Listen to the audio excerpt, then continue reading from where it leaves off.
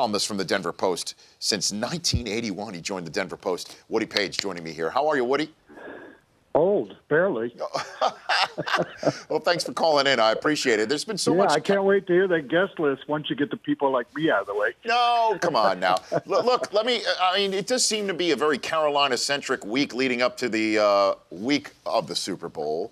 Not much discussion of the Denver Broncos. What does this mean for Elway, Woody? Elway, the person? Yeah. He told me when he took the job over as executive vice president, blah, blah, blah, that his goal was to be able to stand up one day on the platform and say, this one's for Pat. Mm-hmm. And at that time, Pat Bowlen was beginning to suffer the early effects of dementia and Alzheimer's, and John wanted to return the favor. And, Rich, you know that Pat Bowlen in 1997 Super Bowl got up and said, this one's for John, because John had lost 3. So John wanted to return the favor, and I really think with the deteriorating condition of Pat Bowlen, to be perfectly frank, that John would like for to be able to repeat that saying for Pat Bowlen and also for Peyton Manning. And I disagree with you that, even though it may be Carolina-centric because of what Cam Newton and the Panthers have done this year, but as Peyton Manning keeps reminding everybody, this could be his last rodeo. Sure. And I'm certain it will be. I think that win or lose, he's finished with the game. Well, let me put a pin in that subject matter for the moment to continue on with the Manning-Elway relationship and the reports throughout the season of it fraying, to say the least, with Manning either being benched or not returning sooner than he wanted to return, and the concept of maybe being a backup when he returned, as he was in week 17. So what about this Elway-Manning relationship heading into next week? Can you tell me? Well, I think if you look at the big picture, Rich, and I tend to look at small photos on my cell phone, but if you look at the big picture, John and Peyton sat at a country club, Cherry Hills Country Club, which is famous for Arnold Palmer winning the U.S. Open there in 1960. So I am old enough to remember that, barely, that John promised Peyton that he would give Peyton the talent surrounding him to do what John did, finish his career winning a Super Bowl or 2. And so Peyton, wanting to try and add to his resume, really did like that and thought Denver was a lot like Indianapolis in terms of not a media center and someplace where he could be comfortable with his family. So he agreed to come here, and he promised John Elway that he would do everything in the world to bring back a Super Bowl. Well, they got to 1 and got blown out by Seattle, as everybody knows, and they failed twice in home playoff games when they had a chance. I think the year they lost to Baltimore in overtime was their best team, really, overall. So I think that in the big picture, they both have the same goal. In the smaller picture, John, when they got off to such a great start, even with Peyton struggling, really thought they had the defense to get to the Super Bowl, and he was doing whatever he could for the team. And Peyton was so dealing with, and having talked to a lot of people around him and Peyton himself, he was dealing so difficult with the foot problem and trying to get back on the field. And I think the Broncos felt like in Brock Osweiler they had somebody going forward that they could depend on next year. And then suddenly Peyton Manning is pretty healthy again and got back in that San Diego game and did well and won the 2 games against Hall of Fame quarterbacks and with the prominent help of the defense. So I think that they're on the same page for the most part, but right, Rich, you've spent enough time with both Peyton Manning and John Elway to know that they're both hard-headed, strongly committed guys. Yeah. And so they're not always going to be in agreement about each other or what's best for each other. Paige? John was trying to get the Broncos to the Super Bowl, whether that was with Peyton Manning or not. Right. And Peyton Manning was trying to get back on the field to get to a Super Bowl and start. And sure enough, here it is. It's actually happening. Yeah. It's actually happening. So it was a bit of a soap opera that actually has it's going to end pretty quickly, Yeah. one way or the other. So, what do you think needs to happen for the Broncos to get this dream of Elway's and Peyton's and everyone else in orange to come true? What needs to happen in a couple Sundays? It begins with Wade Phillips, I think. How about that? One person that we haven't mentioned, but Wade Phillips did an incredible job, as you know, and everybody saw against Tom Brady. I mean, Brady had never been hit so many times like that in his life, and they were able to hold off the Patriots.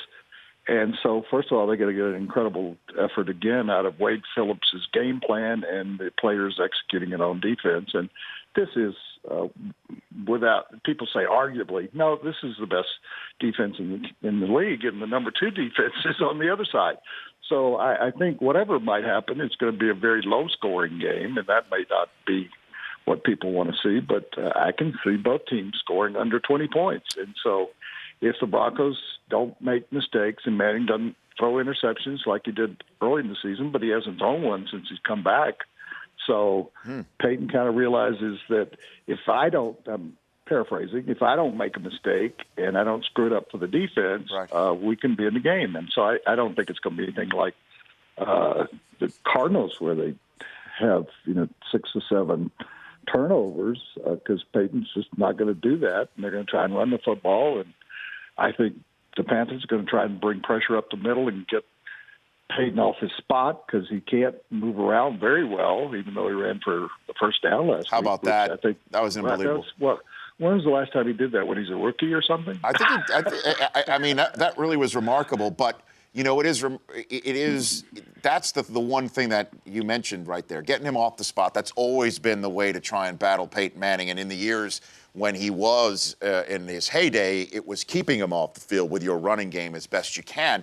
But that's my concern if I'm a Broncos, is protecting him. I mean, there was a problem on that up front all year long. We know it, and Carolina definitely knows it. That's my concern. But on the other side, I would say to you, and I'm trying to be as objective as I can be. I mean, sure. I would pick Carolina now, but the weakest link on the offense of the Panthers is Remmers at right tackle, and guess who's lining up against him? The guy who had one of the great AFC championship games in history, and that's Von Miller. And isn't it odd that you get out of the draft the number 1 player, Cam Newton, and the number 2 player, that's Von Miller? That's the first time that's ever happened in the Super Bowl. And Von Miller's going to be lined up against the weakest link, so you got to wonder about that. But also what's interesting is that the zone read offense that Carolina uses will be effective against DeMarcus Ware and Von Miller, because it'll probably have to slow down their rush, because they're going to have to make a decision who's going to keep the ball. So, I mean, there are a lot of, I think, different sort of sub-stories that exist here in regard to the Broncos' defense against what Cam Newton can do, and can Cam Newton shrug off all the conversation about being incomparable. He reminds me, and I know he does too, he reminds me of 2 guys, Ben Roethlisberger and John Elway. Yeah. And he says, I can't be compared to anybody. John Elway was a guy who rubbed people the wrong way. He was a guy who got a lot of attention. He was a guy who had a strong arm, and a guy who could run the football. And then we have a guy that kind of looks like a linebacker, and Ben Roethlisberger has a strong arm. So, I mean, there have been a couple of quarterbacks that I thought had played the game like Cam Newton. Last one for you, Woody. When this is all over, is there any chance Osweiler leaves?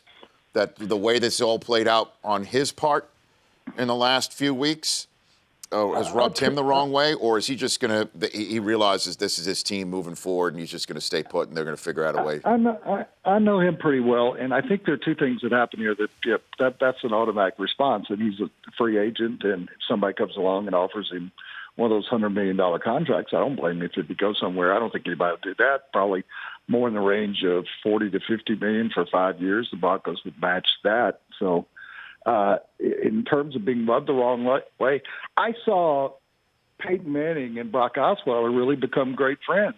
And that's because Peyton Manning, for the first time in his career, you remember Favre and Aaron Rodgers. Favre wanted nothing to do with Aaron Rodgers. Well, Peyton Manning never really helped Curtis Painter. And so this was the first time that, and Peyton even told me that. He said, now I know what it feels like to be Brock Osweiler or Curtis Painter or any of those backups he had. He said, I'm the guy not getting the reps, and I'm the guy that's having to sit in the meetings and let the other guy talk. So I saw Brock Osweiler really grow up during that time. I think he doesn't have the negative feelings that people might think he is, because he got an opportunity to show everybody, the Broncos and everybody else in the NFL, he got an opportunity really to have Peyton mentor him like he's never done before. I mean, Peyton coached him up for about 6-7 weeks.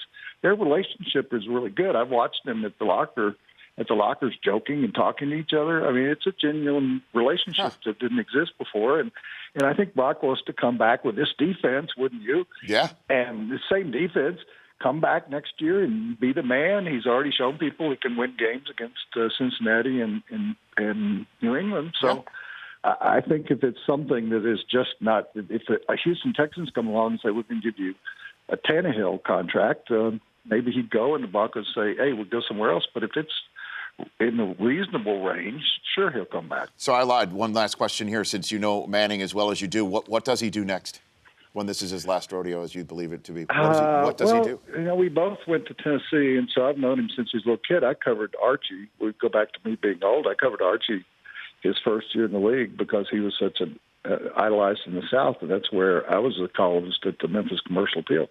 So I've known the whole family for a long time, and I really believe he goes back to Tennessee, takes over part of the ownership of the Titans, which is in disarray with that family, and he runs that team like John Elway runs the Broncos.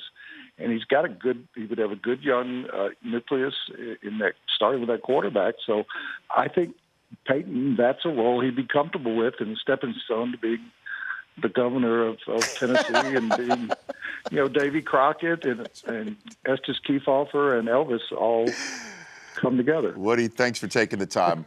I really appreciate it. Always love chatting with you. Thank you for the invitation, and I look forward to all the great guests you're going to have. No, stop. It'll be fun, Woody. Thanks for calling in. I appreciate it. Sure. That's Bye. Woody Paige, the Denver Post. The Rich Eisen Show, weekdays at noon Eastern.